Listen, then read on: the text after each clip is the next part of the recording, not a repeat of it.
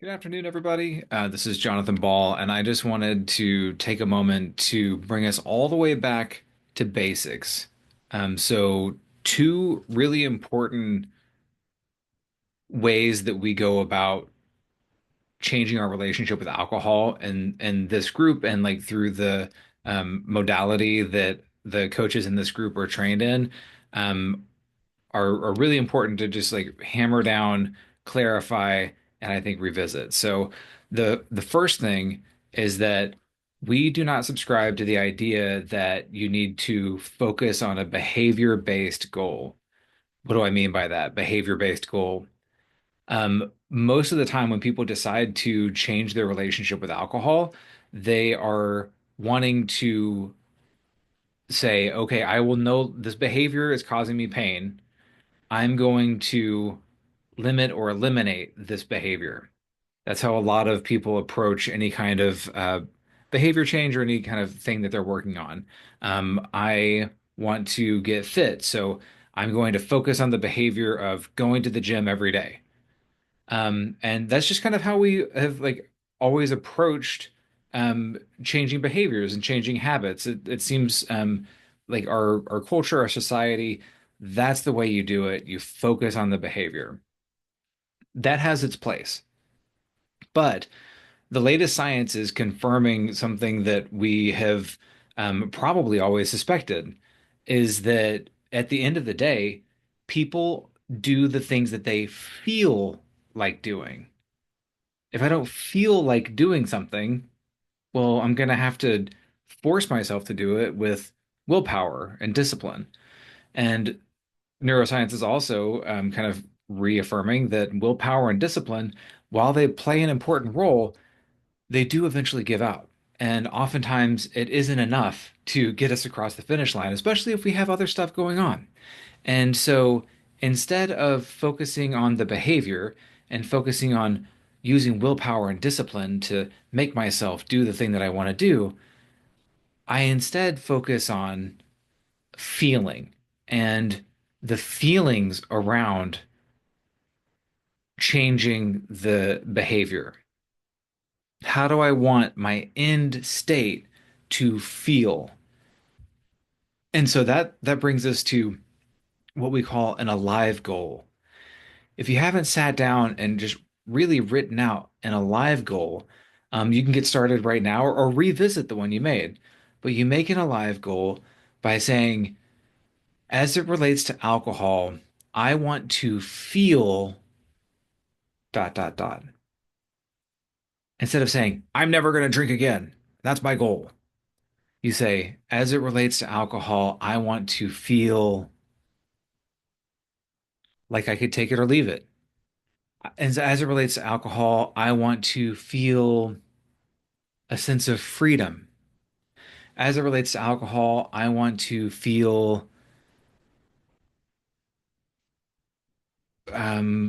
like it's small and insignificant in my life, right? And so that's an alive goal. If we focus on the feeling, then we are much more likely to be successful in changing our behavior. When you're feeling stuck, or when the cravings hit, or when you hit a roadblock, or maybe you have a drink and you didn't mean to, in those instances, it's really important to get back to that feeling. What is my desired feeling? And we keep working at it until it feels that way. So, how do we start changing the way that we feel about something? It takes intentionality. Um, First, we have to become aware of what's going on. And this is the second big strategy. So we have the alive goal, which is our feelings-based goal. And then we get towards our alive goal by doing something called the ACT technique. The ACT technique stands for awareness, clarity, and transformation.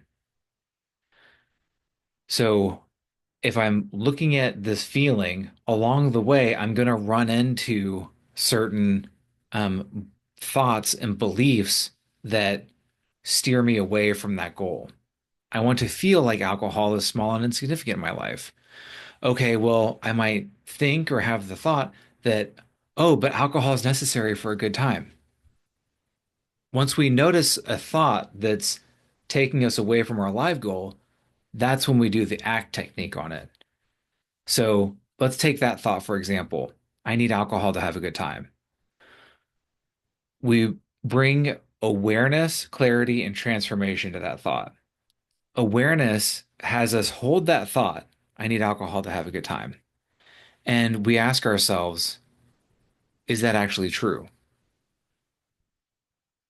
Well, if that was true, then I would only have good times if I was drinking alcohol. But I've had times that are fun and good without alcohol. I've also had times while I was drinking alcohol that weren't fun. So is that true? I can't say it's universally true. There's room for something to shift in that.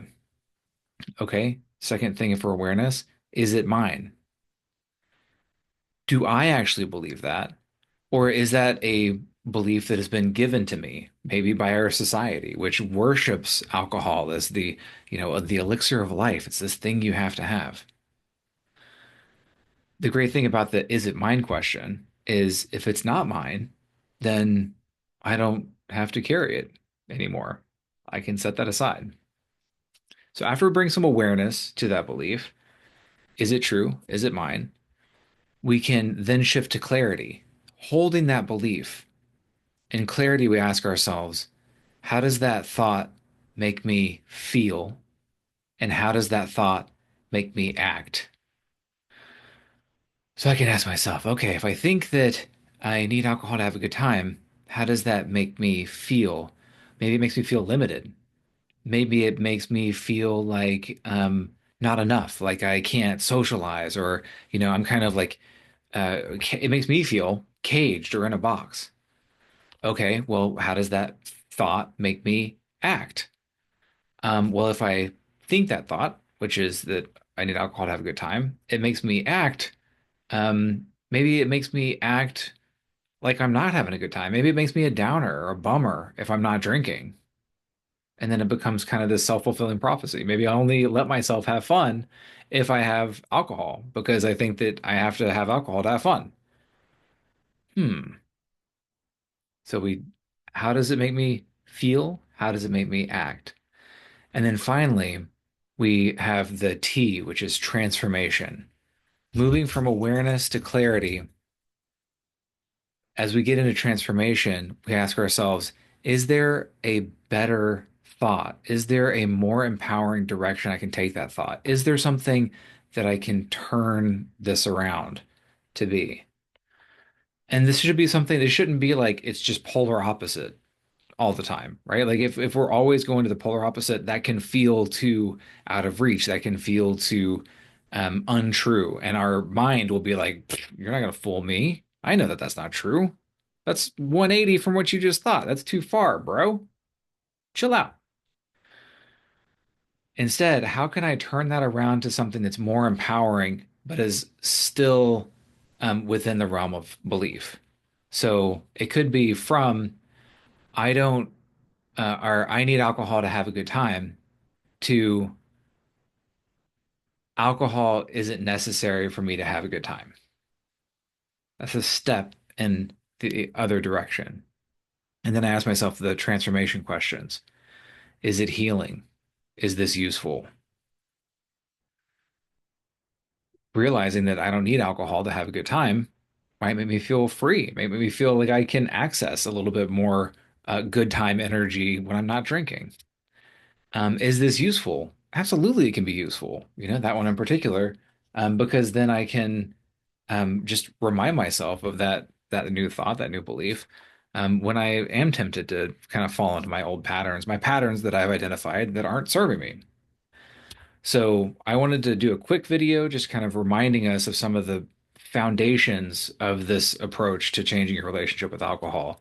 The Alive goal, which is a feelings-based goal, and also kind of reviewing the ACT technique. Once you start using the ACT technique, you can do it in a journal. You can just do it in your own mind. But once you see how useful it is and how transformative it can be, how healing it can be, you're going to find yourself using it all the time. So I hope that's helpful. Come hang out with us in the coaching calls. We're here to support you on your journey. You're doing great. Keep at it.